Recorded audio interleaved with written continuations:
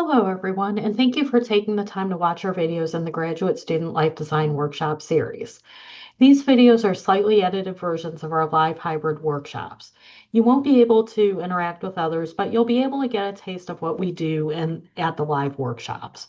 We typically hold workshops in hybrid format from 12 to 1 every other Friday during the academic year over Zoom and in the Life Design Lab in Tate 129. Life design offers many tools to help us achieve balance between the various competing dimensions in our lives, academic, professional, and personal. So today we'll be discussing burnout, what it is, why it's harmful, and how we can use life design tools to either prevent it before it starts or remediate it if it's already started. So first, we're going to talk about burnout basics, so what it is, why it happens, and why it's harmful. Then we're going to go into using life design tools to help remediate it, the life balance dashboard, energy mapping and reframing. And we're going to put all these tools together to help build your anti-burnout toolkit. Take a moment and think about, on a scale from 1 to 5, how burned out do you feel right now? What is burnout? Burnout is, at essence, a psychological response to chronic interpersonal stressors in a particular environment. There are three main dimensions of burnout. The first being exhaustion. You just feel overextended, depleted of cognitive, emotional, and physical resources. You're just exhausted. You might find yourself being more cynical, feeling more negative, callous, and or taking a more detached attitude towards others. You might feel like you're just more inefficient and less capable than typical. You may feel incompetent. You may feel like your productivity slipped. You may feel like you're just not achieving anything. Or you may have positive objective indicators that your productivity has slipped or you're achieving less than you were. How prevalent is burnout amongst graduate students? Unfortunately, it's a lot more prevalent than it should be. One study found that almost half of all graduate mental health clinician students reported symptoms associated with burnout. Why do we experience burnout? And there's a wide variety of reasons.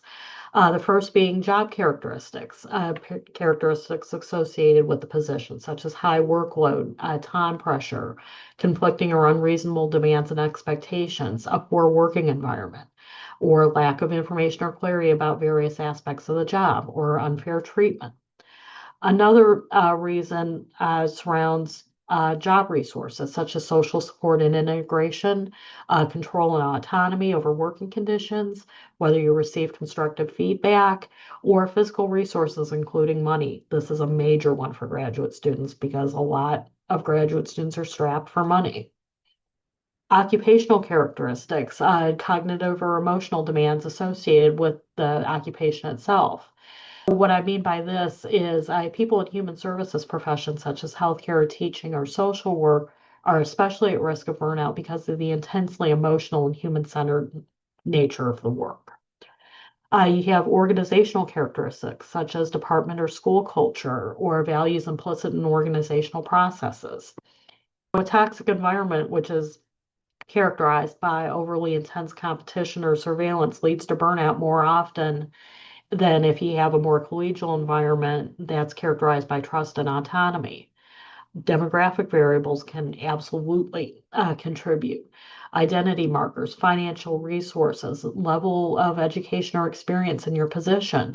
Younger people or people who are less experienced in their position or field are more at risk of developing burnout than older or more experienced students or workers. Finally, personality characteristics such as conscientiousness, resilience, coping strategies, neuroticism, and I mean that in terms of the big five personality traits sense, or type A personality. And finally, global stressors. So, what are the consequences of burnout? Burnout goes beyond stress. Normal everyday stress is fine because it actually helps you grow, but burnout goes beyond that. It can have severe consequences for academic and professional performance, personal relationships, and even physical and psychological health. Academic performance consequences could include loss of interest in learning, poor academic performance, or decreased propensity to persist with setbacks. You might end up dropping out. Professional performance consequences include being less satisfied with your job, making increased errors, or decreased productivity. Personal relationships, consequences for that include withdrawing from social interaction, being more irritable, or having more conflict in your relationships, and just in general, decreased relationship quality. It can also have manifestations for your physical health, including higher risk of heart disease, chronic muscle aches or pains, headaches or migraines, and being more prone to injury.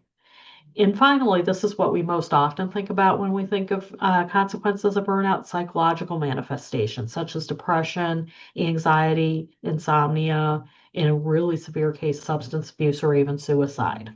So clearly, this is something that we need to make sure that we can either nip in the bud if it's already started, hopefully prevent it before it even starts. One thing that's important to keep in mind about this is burnout does not happen overnight. It's the result of prolonged imbalance over time. So today we're going to take a designer's approach to understand and redesign a better balance. How do we think about balance today currently in our society? A lot of times, the starting frame we always hear about is work-life balance. What we don't always think about is sometimes the idea of work-life balance has two problematic assumptions baked into it. The first is that the traditional idea is that work and life are two separate things, with life being something you fit in around work. So when we tend to talk about work-life balance, it's often presented about in terms of having it all, the right amounts of what you want all the time. This essentially casts balance as a zero-sum game. Anytime you increase something, you necessarily have to decrease something else. That puts a lot of pressure on us to maintain this perfect equilibrium all the time, which is really unrealistic because life doesn't lend itself easily to that. The current frame of balance leaves us little room for realistic solutions and innovation. So let's reframe this. Instead, I propose that we think about life as a portfolio of experiences. Instead of just work and life, which implicitly means everything outside work, let's look at life as encompassing love, play, health, work, and meaning or purpose. These five things are all crucial because they give us energy for a journey and focus for a journey and keep things running smoothly. Maximizing our well-being thus becomes an issue of reaching an optimal level of each of these, keeping in mind that what that level is will differ for each person depending on their present circumstances and their needs. Even if one of these is more important for you at one particular point in time, doesn't necessarily it's going to be more important 5 years from now. And the optimal level for each individual person is going to be different. Now we're going to actually assess where we're at in terms of balancing the various dimensions of a well-lived life. In the description, I'm going to link to a handout with blank fuel gauges for love or relationships, play and fun, work, health, and meaning and purpose. Think of these gauges like a gas tank. Are they at empty, half full, or overflowing, or somewhere in between? Mark these gauges with what you feel your current level is in each area, and then reflect on that. What patterns do you see? What's working well for you right now? What's not working well right now? I'd like you to pause this video and work on this balance assessment and just do that reflection. Here's my example. Right now, I feel like my heart is full with my family, but I'm not seeing my friends as much as I would like. Play, I'm just not setting aside enough time for fun. Work. I do work I love with amazing colleagues. Health, unfortunately, isn't as optimal as I would like because I have chronic pain issues that doctors are having difficulty diagnosing. And then spiritual, meaning purpose, I'm comfortable with my spiritual practice and I'm feel ready for the guidance of a teacher. Once you've completed that, come back here and we'll combine our observations with another tool to help you identify specific areas in your life that might need retooling to achieve that optimal balance and avoid burnout. We do this through energy mapping. How many of you would like more energy in your life? Me too. Life can be a mix of highs and lows, and sometimes it just contains things that you just have to grind through. So, how do we design our lives thoughtfully to balance both energy giving peak experiences and energy draining activities that we just have to get through?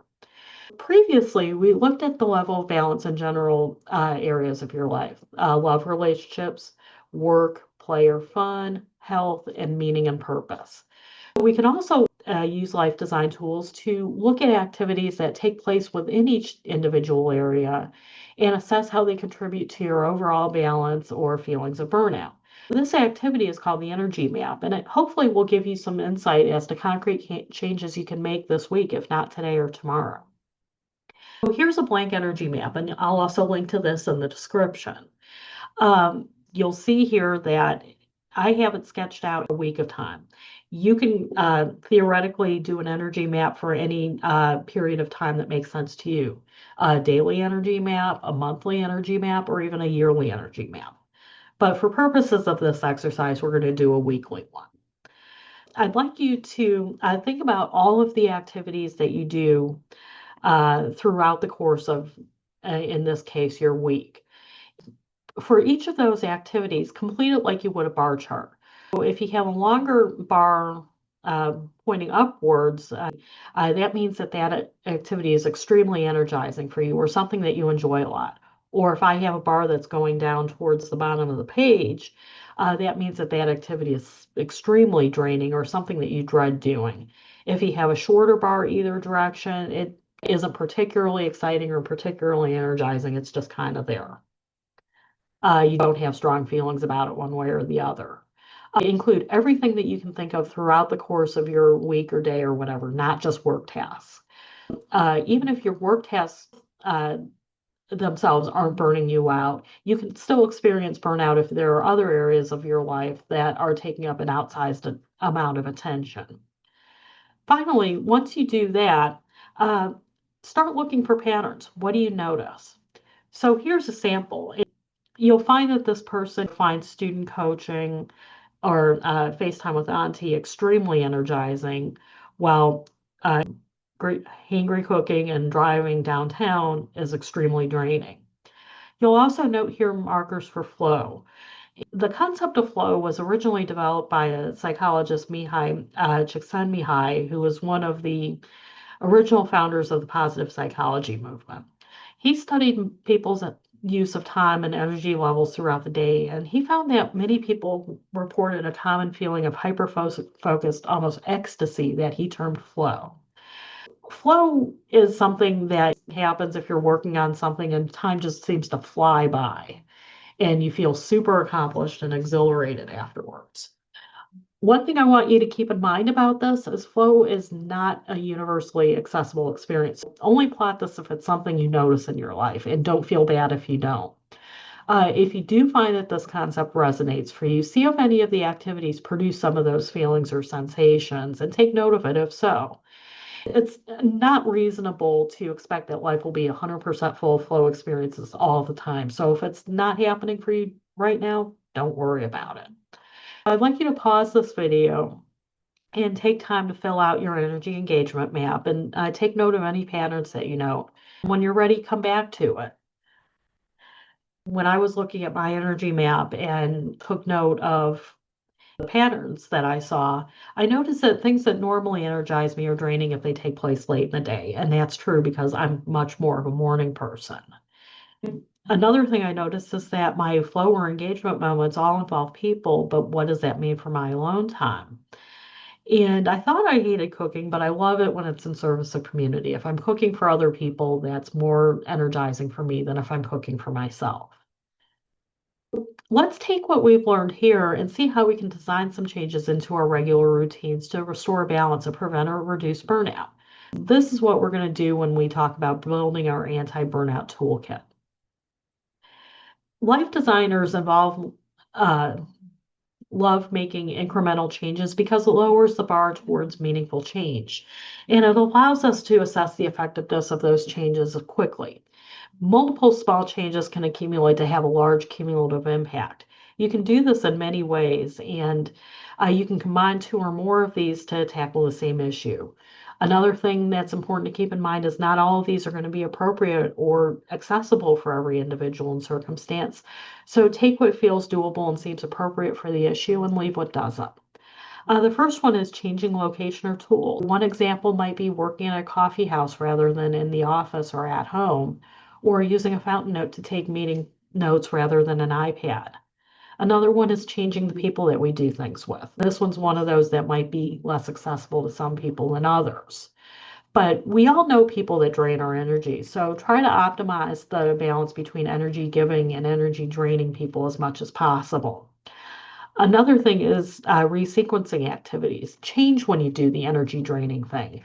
Try moving it to a different time or break it up into multiple small chunks rather than all in one fell swoop or vice versa. Don't try to pack all your meetings in one day, for instance, especially if they're on Zoom, because Zoom fatigue is a thing. Try to combine some activities. You might try to do that to optimize your time or change your experience of one or more of them. This isn't the same thing as multitasking. I'm not talking about waiting until a boring research colloquium to start sending all the emails you've been putting off. Rather, if cooking drains me, I might try cooking with someone I love to see if that energizes me more. You might time box. You limit a particularly draining activity to a strictly delimited period of time. A lot of people do this with email. Spend 15 to 20 minutes in the morning answering email, and then don't look at it again until right before leaving for the day. Reprioritizing. This might be a little more difficult, especially if you're in a high control or low autonomy environment. But you might try reorganizing your to-do list to prioritize things that are genuinely most important in your new context of balance and energy, while at the same time meeting your core responsibilities and making progress towards your goals. So for things that you perceive as less important, see if you can delegate or defer these. You might try reframing either alone or in combination with compromising and deferring. This comes out of the idea that often the way we think about an activity can create or drain energy independently of the activity itself. We talk about acceptance as the first stage in the life design process. Accept that you're here. Life isn't always 100% optimizable, and our week is not going to be 100% flow experiences all the time. This doesn't mean forever compromising and deferring. This doesn't mean gaslighting yourself into believing that something that truly isn't working for you is actually just fine. What I'm talking about, an important example for a lot of graduate students, is you might not have as much time for family and friends right now as you would like, but this doesn't mean that this will be the case forever. Perhaps you can make more incremental changes around the edges to make the balance more tolerable for the time being until your schedule eases up, or to make more time to spend time with family and friends. Reframing helps a lot here as well. Thinking about it explicitly in terms of good enough for now, or this is helping me meet my goals, has more power than you might think. Take a few minutes, look back at your energy map, and think about 1 to 2 incremental improvements you could try this week. And think about if there's anything additional that you can make to guard against burnout that I didn't mention earlier. Here are some additional ideas to remediate burnout. One thing I want to emphasize before I go into these ideas is if you find you're already well in the throes of burnout, or you notice concerning psychological or physical symptoms, please, please, please seek professional help. Talk to the counseling center or student health, or seek professional support off campus. Um, Try to make time for time off. I know that's easier said than done, but really focusing 100% all the time on academic or professional goals is not healthy. Seek community, turn to others. Remember, you're not a burden and you're not alone. Others probably feel the same way you do. And keep in mind, it's never too late to build new friendships or rekindle old ones. So look for community both within your program or within your department and outside. Talk to your supervisor about how you're feeling. Assuming they're not a complete psychopathic monster, they're probably going to be more understanding and more caring, and they want you to succeed. Set boundaries. Ask for help learning how to set and maintain them. This includes leaving work at work. Shut off the computer at the end of the day, turn off those work notifications. When you go home at night, self-care is super, super crucial. This can include meditation, reflection, other spiritual practice, spending time in nature among children or pets, or just anything you find restorative in nature, just in general. Honor your bodies and souls need to rest, relax, and play. Yes, even grad students can have a day off. Finally, I want to remind yourself to love yourself. You are good enough. You deserve to be here. Be kind to yourself. Practice self-forgiveness and compassion towards yourself and others. Take a few deep breaths, acknowledge what you're feeling, and connect with that emotion without judgment. Just notice your feelings, name them, and thank them for attempting to protect you. If you take away nothing else from this session, remember, burnout isn't a personal failure, it's a design challenge. Good designers can design their way around burnout and can test and adjust often. Were you excited or energized by what you learned about today? I'd like you to check our website for more resources. We have other workshops available throughout this semester. And finally, you can contact me for one-on-one coaching if you'd like to discuss in greater detail what we talked about today, or if you have any other pressing issues that are you're facing that you'd like someone to help you work through. Thank you for watching this video today and have a wonderful day.